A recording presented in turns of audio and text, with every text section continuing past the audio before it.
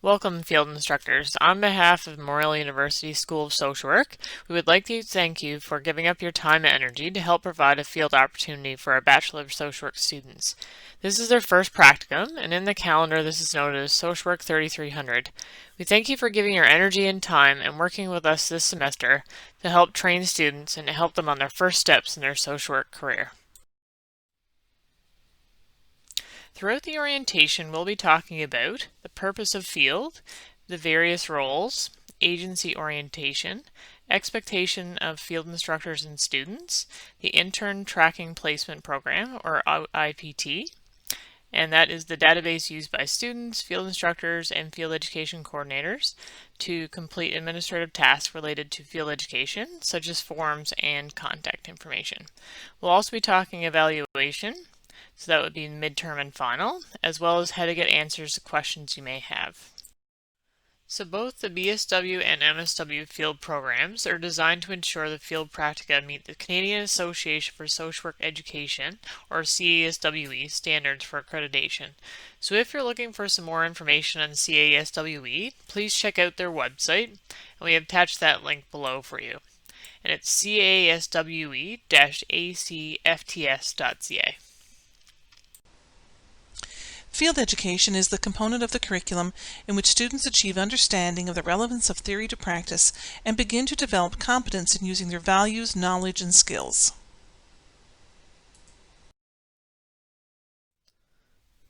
Field instruction is social work's signature pedagogy. Signature pedagogy represents the central form of instruction and learning in which a profession socializes its students to perform the role of practitioners. As you can see below, we have two ovals, and one is social work education in orange, and the other one is field instruction in yellow.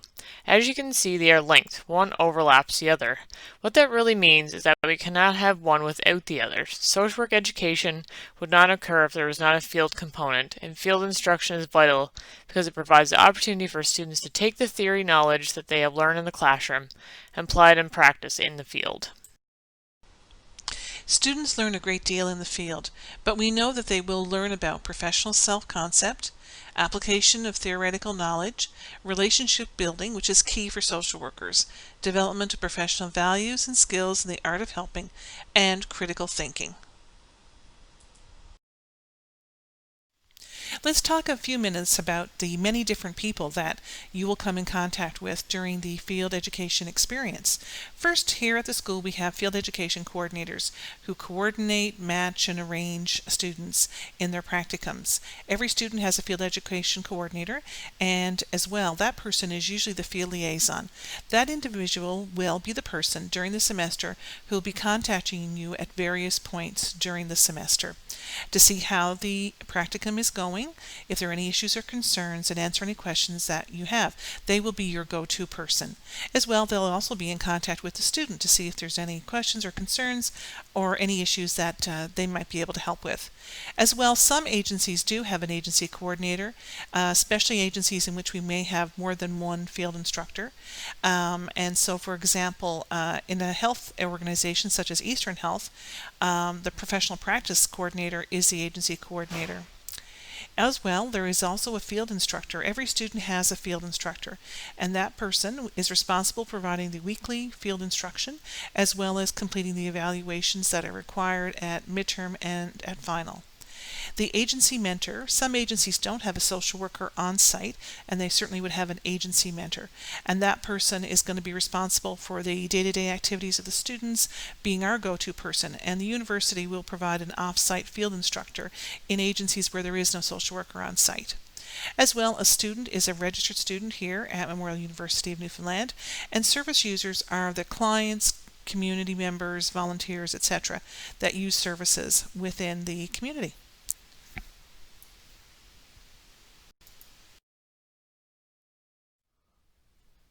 As well, students must complete all agency requirements before they can start.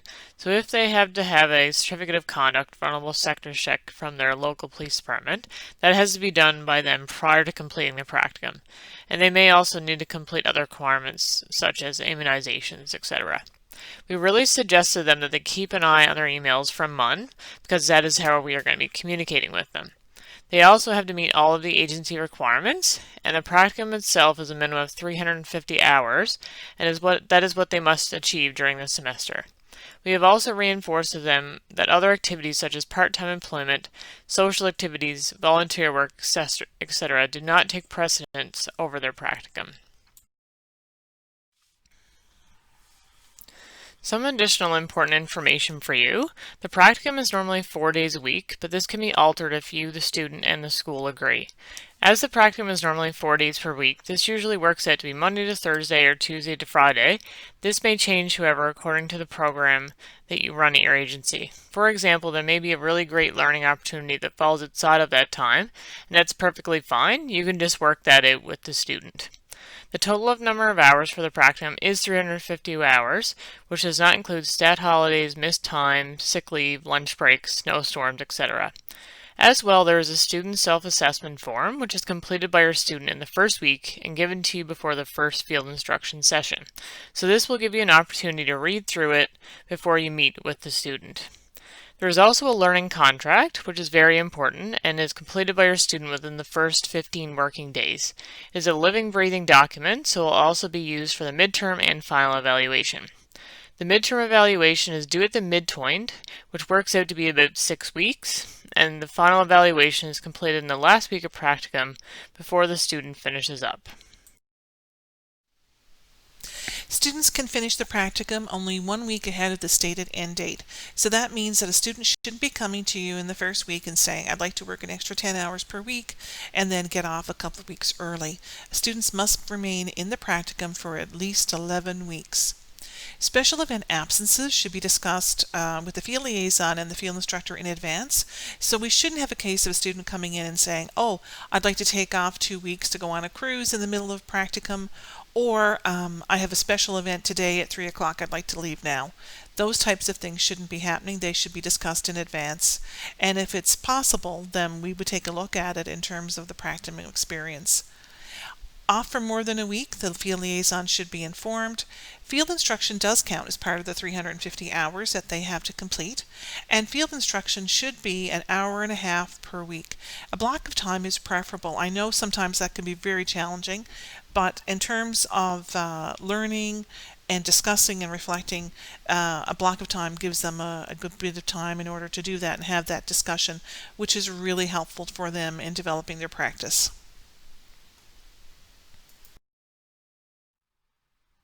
Student coursework does not count as part of the 350 required practicum hours. Students will be doing a course during their first practicum, Social Work 3311, which is an integration of theory into practice. However, it will not count as part of their practicum hours, and they certainly should not be doing any of that coursework during their 4 days a week at the agency. As well, we would like to remind you that field instructors are under no obligation to change the agency's schedule to accommodate student outside employment or responsibilities. We have discussed this at length with the students, and they know that it's their responsibility to sort out their additional things they may be doing so that it does not interfere with the agency or practicum schedule. Students need to know a lot of information, especially on their first day. As you well know, they can be quite anxious when they are first starting out. So one of the things we have set up here is some basic things that we think would be helpful for you to be able to discuss with your student at the beginning of their practicum. The first thing would be to provide them with some information about the agency and the setting. Just some basic information such as where do I park my car, which door do I come into, what are the hours of work, can I have lunch here, all those things. Just basic things they need to know. From a safety point of view also, what do I do in case of an emergency? What happens if the fire alarm goes off? How do I escape the building? All those things. The student will also need to know the key contact people they need to meet with and be familiar with within the agency. So that could be a reception and administration staff, other staff that they would be working with. As well, there might be a student checklist at your agency of things the students needs to do.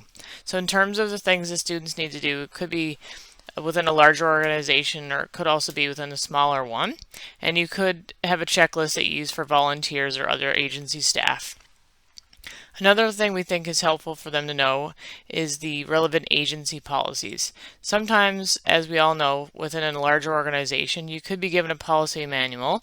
It doesn't make sense until you actually start doing some of the work or gain an understanding of the type of work that STOMA service recipients in that agency. It's also important for them to know about agency etiquette. For example, who answers the phone? What do they say? All of those things are helpful as well. So let's talk a little bit about student requirements for the practicum. If we look at the BSW Field Manual, we'll see that all students must complete the learning tasks in Section 1, as described in Section 2.5.2 Bracket A.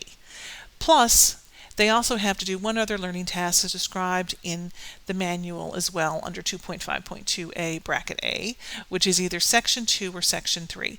So everyone has to do section 1, and then students would either do section 2 or section 3. And I'll talk a little bit about that now. All students have to complete section 1. So in this section 1, there are some things that all students have to do, no matter what type of agency they're doing their practicum in. So we ask all students to do one verbal presentation, and that presentation can be to the field agency staff, volunteers, partners, or community, or a combination of that. It's got to be at least 20 minutes in length. It can be on a topic that you and the student agree upon early on in the practicum. Attend agency meetings or any in-service sessions that you think would be really helpful for them to understand how the agency does its work. It's related to the clientele, the service recipients, whatever you think is appropriate. As well, they can also visit relevant agency partners where possible with your prior approval. So they shouldn't be coming in and saying, oh, I'm going out to Child Youth Family Services right now. You need to know that that's where they're going. As well, there's no minimum number of agencies to visit. I've had students in the past tell me it's 10, it's 4. I have no idea where they come up with these numbers, but there is no magic number. Basically, it's agencies that you think it would be really helpful for the student to know about while they're doing their practicum, because you may have a close relationship with that agency in the community and the type of work that they do, or maybe it's really relevant to the service recipients that you work with. It's totally up to you. So you decide what that is, and then the student can do that. As well, we want them to complete weekly logs, and we'll talk about that later on, and submit them to you. But you have to have enough notice so that you can prepare for the session with the student.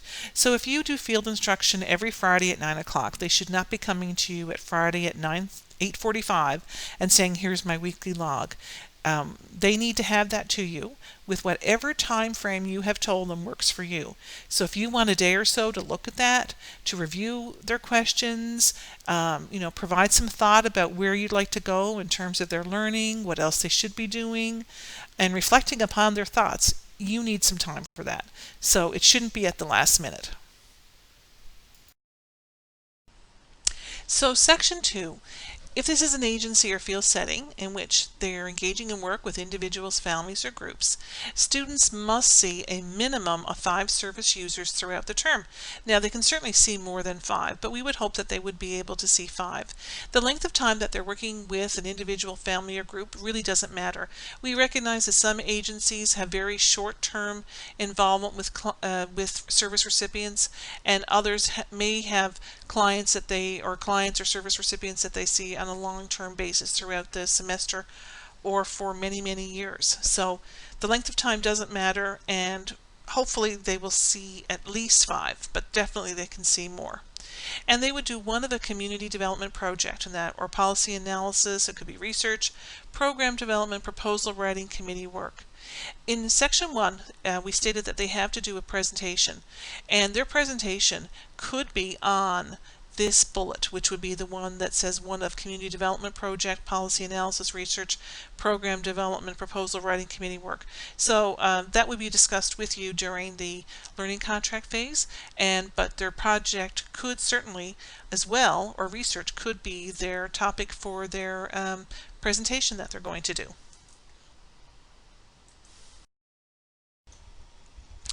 And activities that they would be involved with in section 2 with the direct service users, we have an intervention list done for you. This is located in the MUN BSW Field Manual, which is online as well, if you want to go and have a further look at it.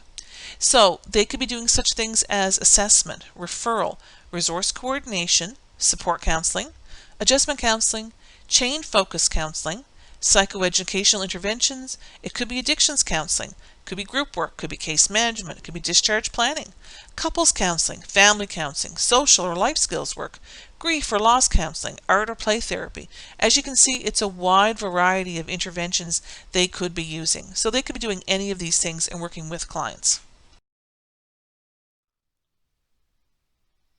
Now in agencies related to organizations, communities, and policies. That's the group that is under Section 3. So all students do Section 1. If they are doing direct intervention, they would do Section 2. And if they are doing work with organizations, communities, and policies, they would do Section 3. So students and organizations, communities, policies have an opportunity to use assessment, intervention, and termination skills in at least 2 of the following: program planning, implementation, or evaluation, coalition formulation, advocacy, community analysis, needs assessment, leadership development, community organizing, community capacity building, policy analysis and development, team or board work, social policy research, staff development, planned change techniques, resource development, public education and presentations, and they also have to have involvement in 1 presentation. So they have to pick 2 of those categories, plus they also have to do the presentation. We do have expectations of all the students. We expect that they are going to participate actively in their own learning, and they're going to be engaged, and they're going to be asking questions. They will also be attending 4 days a week for a total of 350 hours, and they will be completing agency assignments, observing agency policies, preserving confidentiality, which is so important, provide written reports and records as required, and meet the SCWK Code of Ethics. They will be completing the student self-assessment in the first week and giving that to you as their field instructor. They will be completing the learning contract with you as well, participating in the evaluation of self and learning throughout the term, and participating in the evaluation of the practicum. So let's just talk a little bit about expectations of field instructors. If a field instructor is on site, they would probably assign work to the student, make time to be a field instructor, provide consultation, supervision of tasks as needed, review student documentation, reports, meet at least once each week for field instruction and review the weekly log, discuss the student learning for a total of 1.5 hours, preferably in the block, evaluate the student performance, and alert the student and the field liaison to any concerns or issues. In an agency where we don't have an on-site field instructor, we may have an agency mentor, and they may assign work to the student as well. They may provide consultation and supervision of tasks as needed, may review student documentation and reports, consult regarding the student performance, alert the student and the field liaison and the field instructor to concerns and issues. So an agency where there is an agency mentor, they're doing some of these things. During the field practicum, students' learning is based on 5 outcomes or expectation areas. They are the field setting and community context, teaching and learning context, theory and practice, self-awareness, and professional context. When you look at the learning contract, which we will be talking about shortly, it's based on these 5 areas or outcomes that students are expected to develop some knowledge and skill in. So field instruction is really crucial to this entire process of learning for the student. So if we look at the diagram below, you'll see octagon shapes in a circular formation, and each octagon has a different component written on it, and the octagons have different colors on them. There is a big blue octagon in the middle that says student and field instructor. To the left of that is a green octagon that says dialogue, and moving in a clockwise direction there are 5 other octagons that are red that say written plan, responsibilities, evaluation plan, appropriate learning activities, and demonstration of competence. So let's start with the big blue one in the middle. This is student and field instructor. because this relationship is really the core of this whole process. We start with a green octagon to the left of the blue one that is marked dialogue. And then that is really about the conversation that the two of you are going to start at the agency from day one and talk about what the student is going to be doing during the practicum, how learning is going to be monitored and evaluated, and what types of learning experiences the student is going to have. Just above the blue octagon is the red octagon written plan. There is going to be a written plan, which is the student's learning contract, and in the written plan outlines responsibilities, which is the next red octagon. And that would be the responsibilities of the student and of the field instructor, of who does what, when, and where. That is also part of the next red octagon evaluation plan. How is the student going to be doing what they said they would be doing during the semester? The next red octagon is learning opportunities, and these would be learning opportunities that are appropriate for the student. They also then demonstrate competence, which is the last octagon, so that shows whether the student is able to do it or not, and that process just continues on. So field instruction really is the core of this whole process. You're probably wondering, where do I find things? On the Schools Field website below, there are a number of helpful resources available, such as the BSW Field Practicum Manual, the checklist for field instructors and agency mentors, the checklist for students, and the guide to completing the learning contract. There is also a field education resource manual that Lisa will email it to you, which is a great help in weekly supervision and contains information about theories, values, skills, as well as templates for recordings. There are a number of resources available to you and your student that will hopefully answer any questions that you both may have during these unprecedented times. The Field Practicum COVID-19 information session for field instructors can be found on the field website and would be helpful for you to do prior to your students starting their practicum. Students must do a similar session prior to starting their practicum, which is the Student Practicum COVID-19 information session for students. There is also a COVID-19 awareness training offered by MUN, which must be completed by students before they start their practicum. The training covers information about what the disease is, how it can spread, symptoms, and what to do if they have them, and prevention of spreading the disease, such as physical distancing, hand hygiene, and wearing masks. The training also covers how students can obtain mental health supports and resources. How to access this awareness training and other questions they may have will hopefully be answered through the Social Work Field Practicum COVID-19 information document, which can be found on the school's field website. In addition, a number of the forms can also be found on the school's field website, such as the student self-assessment, weekly critical reflection, and the midterm reflection. The rest of the forms can be completed in our online database, IPT, which we will talk about in a moment. Also, to let you know, there is a field instructor course available online, and there's no cost. It's on your schedule, and there's no time limit to finish it. For more information, please contact Lisa Muse at lmuse@mun.ca.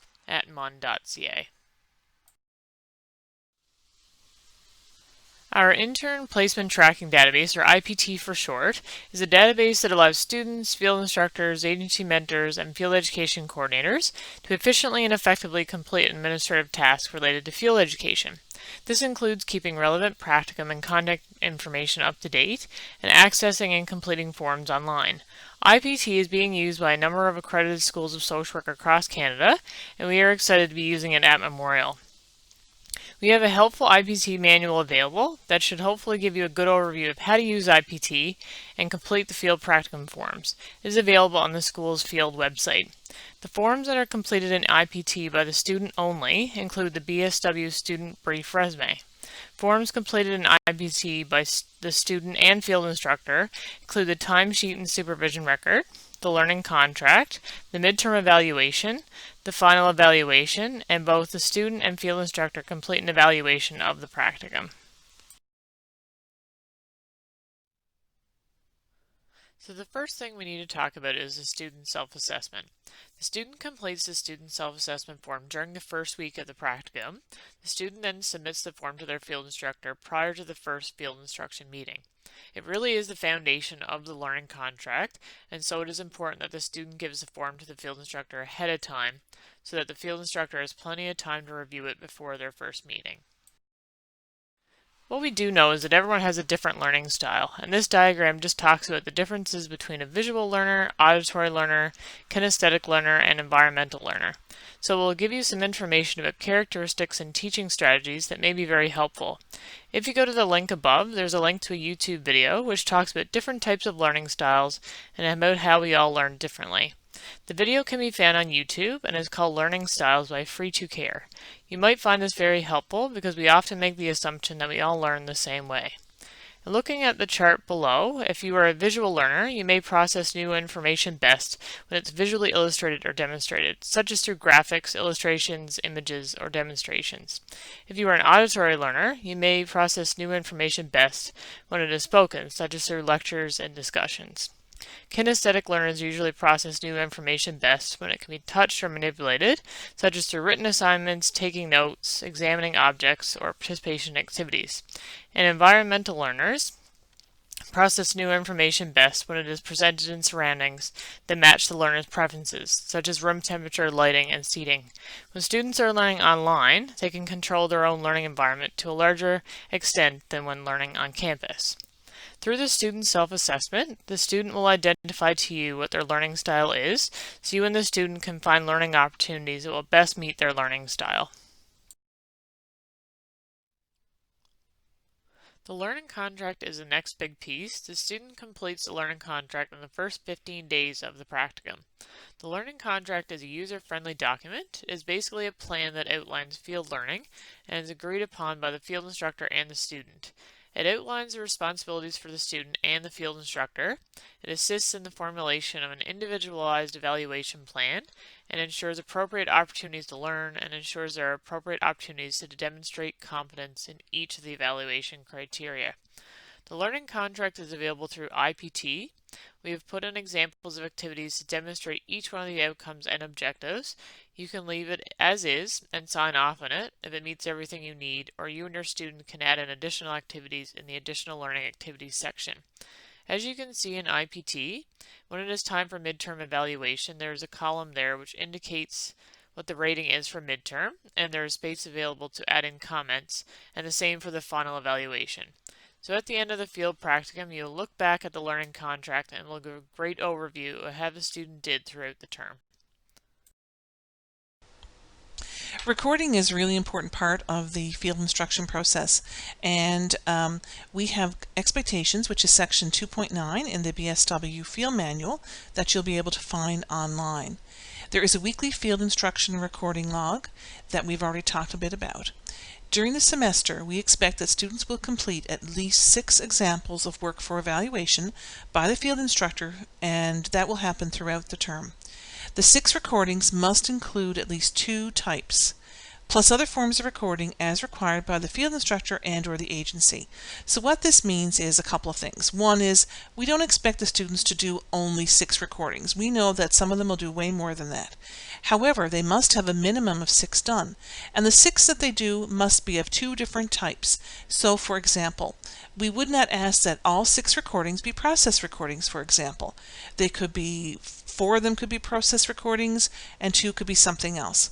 But we have a variety of different types of recording that meets those requirements, so we're going to talk a little bit about that in a second. Resource manual that's emailed to you has examples in it that you can use as a template, which is great. And the other piece that we want to say to you is that students should be demonstrating critical analysis in their recordings. We expect to see progress towards that. We're now going to talk a bit about the types of recordings. So the daily log is an accounting activity and time, and the student usually keeps track of that themselves. It's not submitted to the school. The weekly critical reflection is a weekly reflection that enables the student to describe and analyze aspects of the practicum experience, and it's shared only with the field instructor. In regards to the timesheet and supervision record, students record their time in practicum as well as their field instruction time. This is completed in IPT by the student, and the student will add up the hours for the midterm and final evaluation, and the hours are then confirmed by the field instructor. Some of the recordings that may be completed throughout the practicum include the following. So there could be audio or videotape recordings with clients for training purposes. It may be done depending on the agency. There's also process recordings, which is a very detailed chronological account and assessment of work interactions, so usually interviews or segments. And there also is event planning, which is a special event that students coordinate and plan, and the recording details the process and the outcome. With direct observation, the student observes a field instructor engaging in an intervention and writes a reflection. With a group recording, the student summarizes significant interactions, assessments, and future plans for the group. Program project recording. When working in an organization or community on a program or project, students need to organize the work plans, document the findings, actions taken, analyze the various dynamics within the system, and evaluate their intervention's effectiveness. We also have agency recording, and that could be anything from summaries prepared for agency files that might use an agreed upon format and focus on the delivery of service. Critical analysis of meetings, an analysis of group dynamics, whether objectives were achieved, the process, the challenges, the strategies used. It's much more than just saying, I went to a meeting and this is what happened. So a little bit about the recordings. We really suggest that you don't leave the required 6 recordings until the end of practicum. You and the student will be very stressed if that's the case. However, the recordings are an important part of the learning tool, so it's really important for students and yourself to see how they have developed and improved their skills over the semester. So doing it over the semester is really helpful. So we have tools to help field instructors, and that would include the weekly logs, the learning contract, the midterm, and the final evaluation. The Field Education Resource Manual that Lisa Muse is going to email to you is invaluable. Take it with you when you do field instruction. It's a really great resource that you can use. And as well, we have the revamped field instructor course, which can be done at your own time. There's no cost. And there's no deadline. So if you're interested in that at all, please let us know, and we'll only be too happy to give you some more information about that.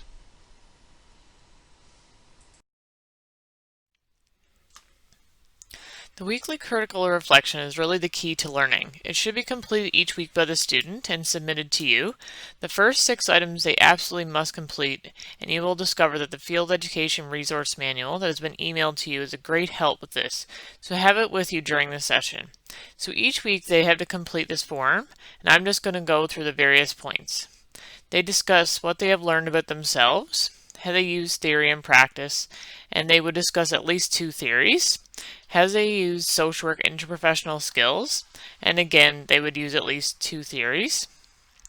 How they integrated the code of ethics into their practice. Identify the political and structural factors influencing service recipients, the field setting, and their practice. Identify points for discussion at the upcoming field instruction session, such as strengths, challenges, questions they've had. How they learned about their role and the roles of others in the field setting and the community.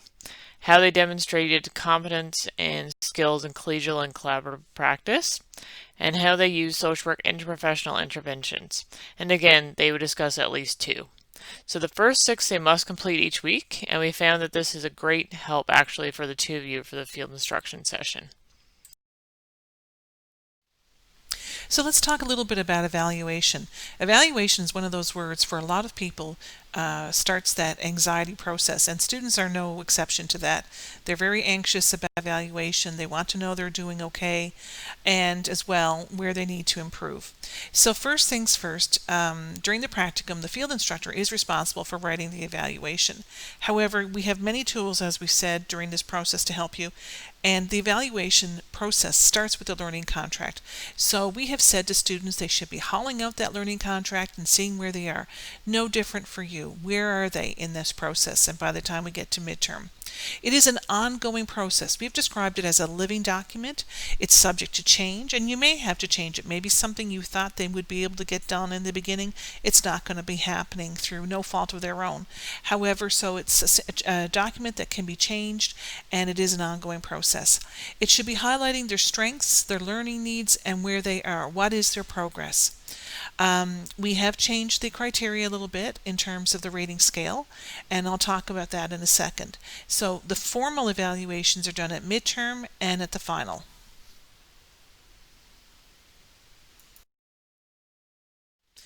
So we know that evaluation is primarily a learning tool and is integrating the theory and practice, promoting professional growth and development for students. It also, though, includes some other things. It talks about suitability for the profession, details various aspects of the student's performance, what they're doing well, where they have to dig a bit deeper.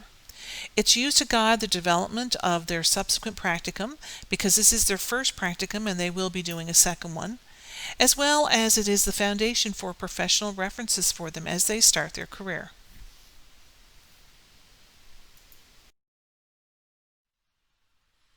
For the midterm and final evaluation, you need to complete the midterm and final evaluation section of the learning contract in IPT. So evaluation is based on several things. First, it's the student self-assessment form that they give to you the first week of their practicum, the learning contract, which is crucial for this entire process.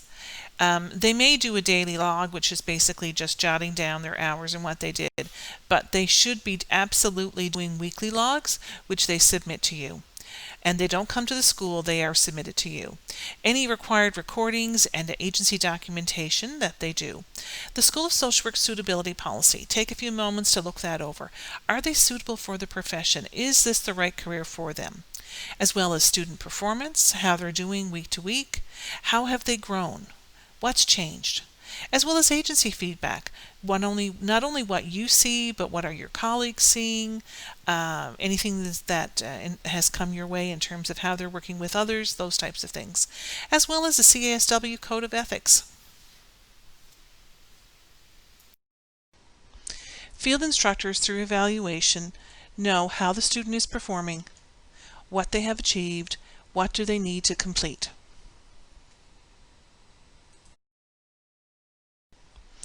As a field instructor, you possess a lot of great skills and knowledge, including assessment, intervention skills, knowledge of the practice area, critical thinking skills, and critical reflection skills.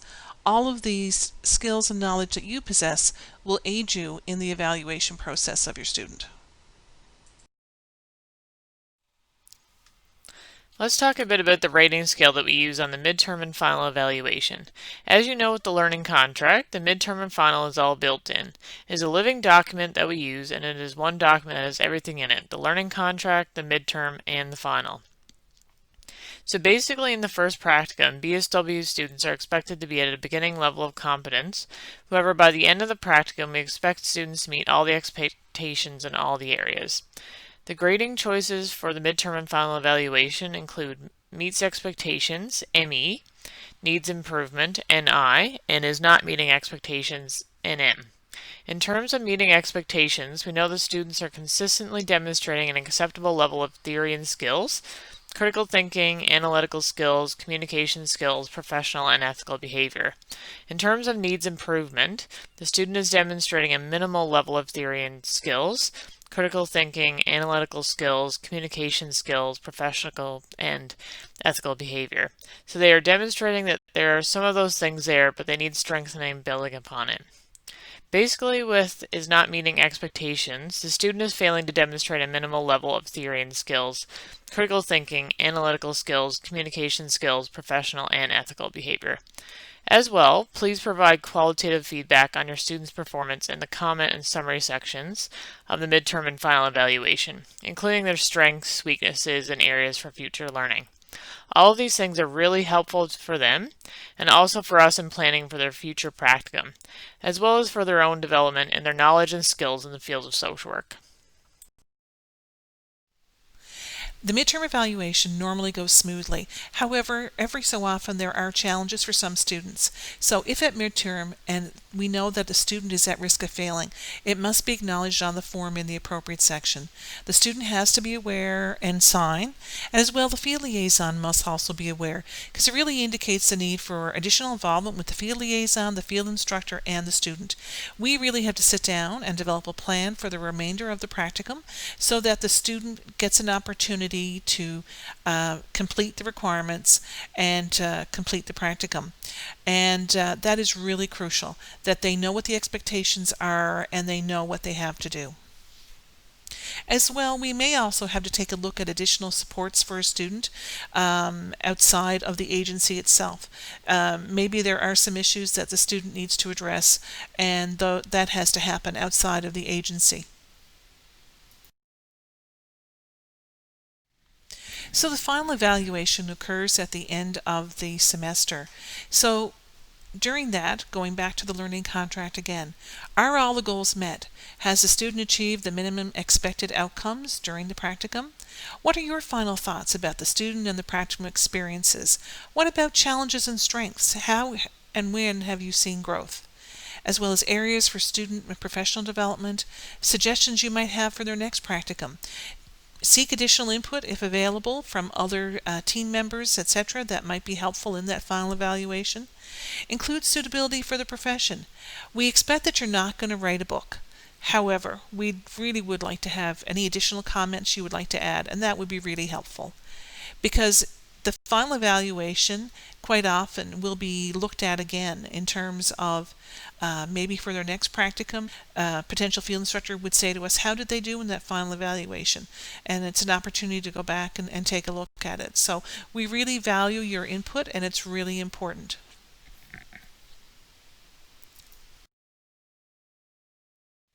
So now we come to the evaluation of the agency and the field instructor. Of course, verbal feedback is provided by the student during the practicum.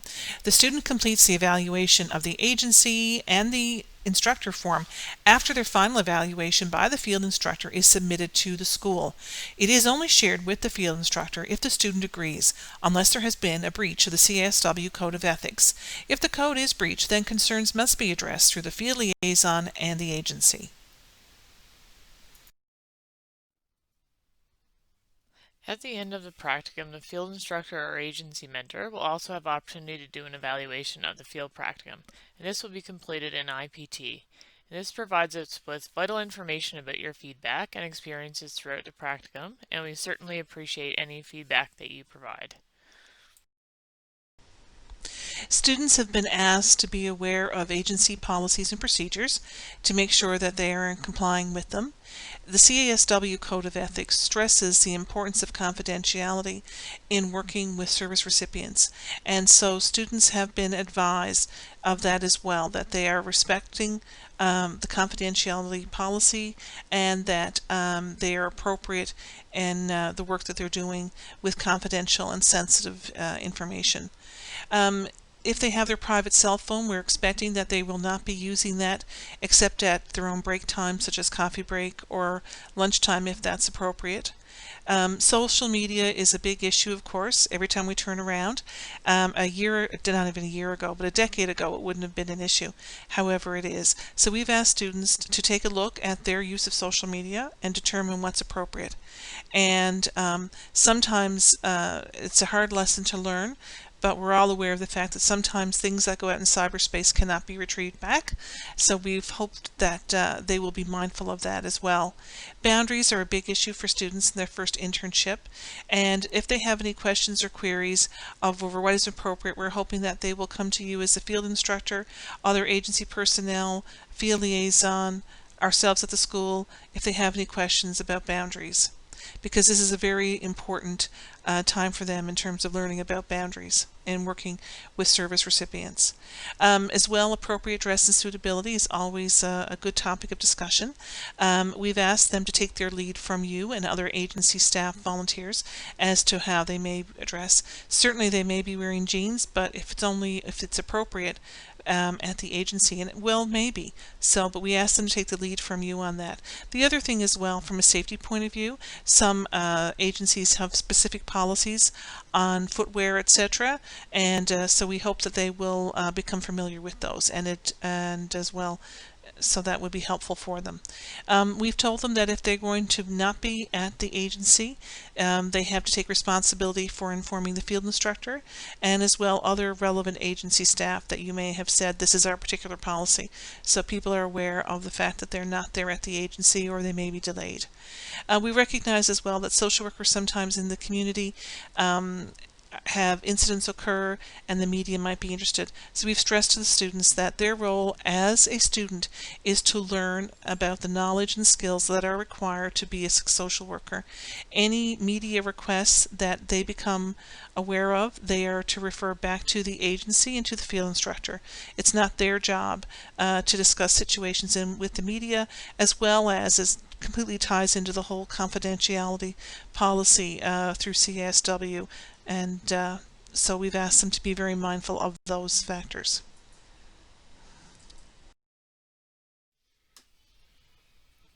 We have reached the end of the orientation. Thank you for taking the time to listen in. We hope that it was helpful. I'm sure there's something we have missed or topics you have additional questions about. And if you have any further questions, certainly do not hesitate to reach out to a member of the field education team. Lisa Muse is our person, our administrative assistant who knows all, so please don't hesitate to contact her.